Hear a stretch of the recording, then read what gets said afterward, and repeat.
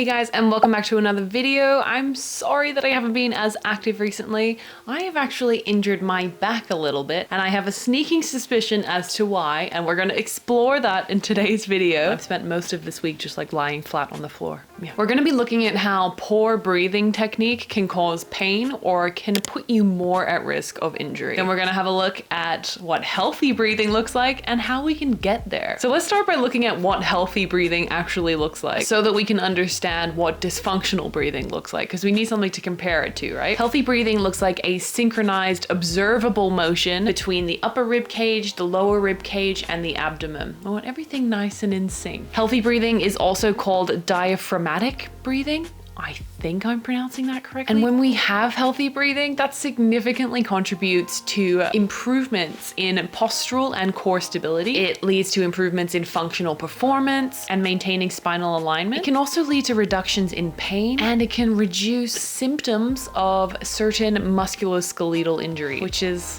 what I've got going on right now. Something is whack in the back.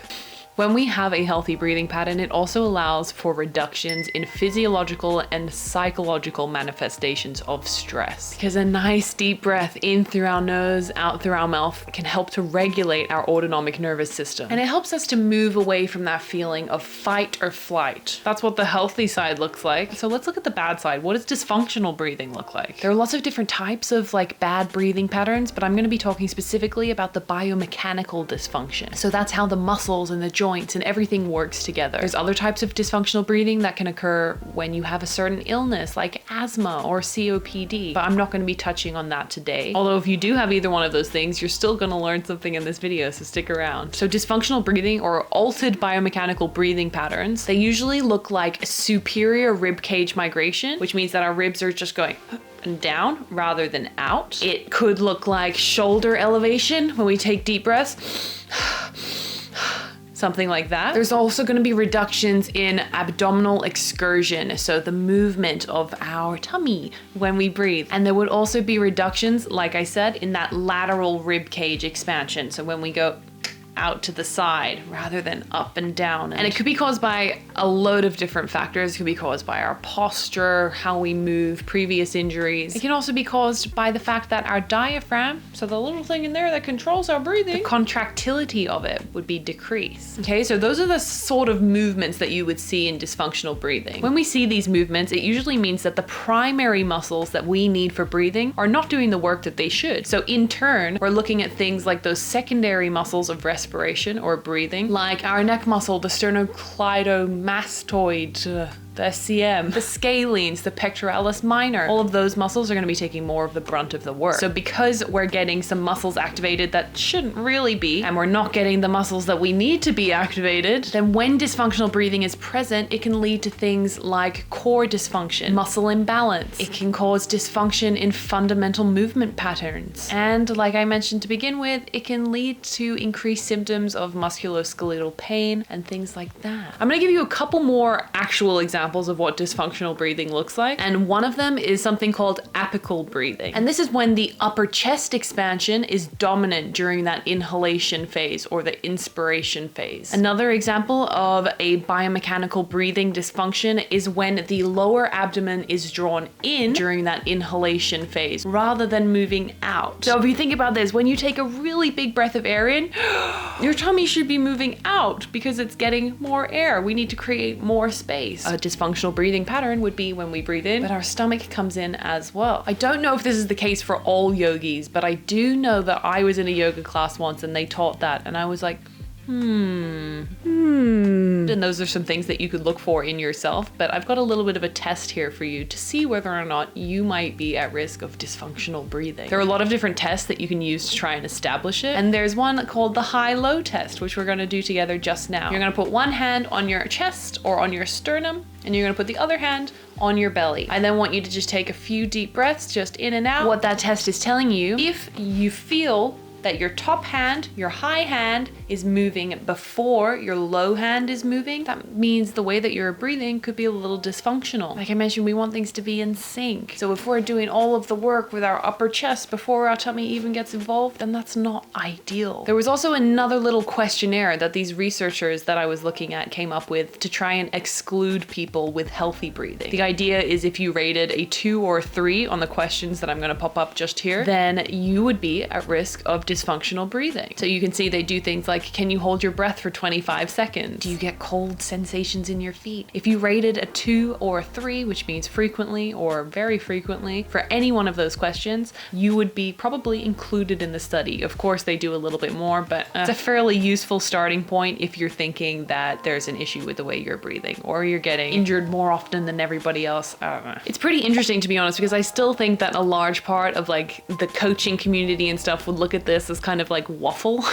meaning it's very hippie and you're just focusing on your breathing. I don't know. Maybe that's just me assuming that, because that was my baseline assumption, to be honest. But when I was looking into it, the statistics show that amongst like general population, it's around 60 to 80% of people who have dysfunctional breathing patterns. And if you have a look here at this table, it actually shows you the proportion of the population that has dysfunctional breathing in different sports settings, all the way from elementary school to professional or semi-professional level. It's like 90% or higher, right? I mean, you could potentially say that that means that it's a little bit higher amongst athletes than the general population, but that's just me kind of like extrapolating. That's well and truly over half of the population, more like over 3/4 of people who have dysfunctional breathing patterns. And now I've touched on some of the symptoms and stuff before. I really want to touch on again just where this could go or what it could lead to. Like I mentioned, there is that growing body of evidence that suggests that altered breathing patterns can lead to other musculoskeletal conditions. So think of things like neck pain, back pain. It can lead to scapular dyskinesis or issues with your shoulder blades and how they move. It can even cause jaw pain and dysfunction. It can lead to that forward neck posture if you've got those secondary muscles more activated than those primary muscles of respiration, and potentially a leap. Do with this information what you will, but some research found an association between people with dysfunctional breathing patterns and chronic ankle instability. That means they sprained their ankle like multiple times throughout their lives. I know in one of my first sessions with my physio when I was rehabbing my hip, all we did was focus on breathing, and it actually helped my pain. It's a slight tangent, but I mean, not really. But as you breathe out, the front of your ribs come down and then your pelvis moves into a more posterior tilted position. And that actually allowed me to have a bit more space within my hips so that I could squat comfortably. And that was really cool. That was after one session of breathing work and learning how to breathe properly, learning how to take really deep breaths, and it allowed me to squat without pain. So I actually have most of my clients doing some sort of breathing work in their warm-up now. If you've been following along in this video, you now know that dysfunctional breathing can cause a host of shit.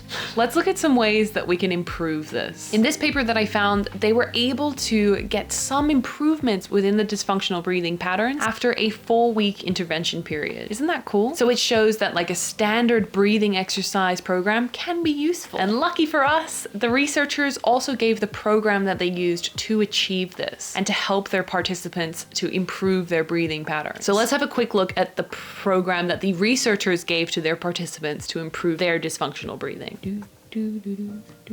The first one was a side lying breathing position. So you start by lying on your side, and then you have a towel placed just between your hip and the floor. And the towel gives you a target to breathe into. You keep your neck and your body relaxed in that comfortable position, and you can use a pillow under your neck for support. You then put your hand on your stomach, breathe in through your nose and into the space underneath the hand that's placed on your stomach. So this is kind of trying to encourage that lateral expansion of your abdomen and your ribs. That was what was in the healthy breathing patterns that I mentioned at the beginning. The second one is a breathing in a hook lying position. And I'm gonna go back to my little physio story. This is what we did in my first physio session. So I want you to take really deep breaths in through your nose, out through your mouth. Because your knees are up, it's also gonna help you get pelvis into that kind of posteriorly tilted position, which is nice and comfortable for our hippies. Yeah. So a lot of it is just slow and controlled breathing. The last one is a breathing. It's a rotation with a rib grab. But you start by lying on your side. You're then going to bend your top knee until it is perpendicular with your body. Place a pillow under your knee and your head to provide support. You reach across your body with the arm on top, and then you grab your ribs. Breathing in through your nose. And while breathing out,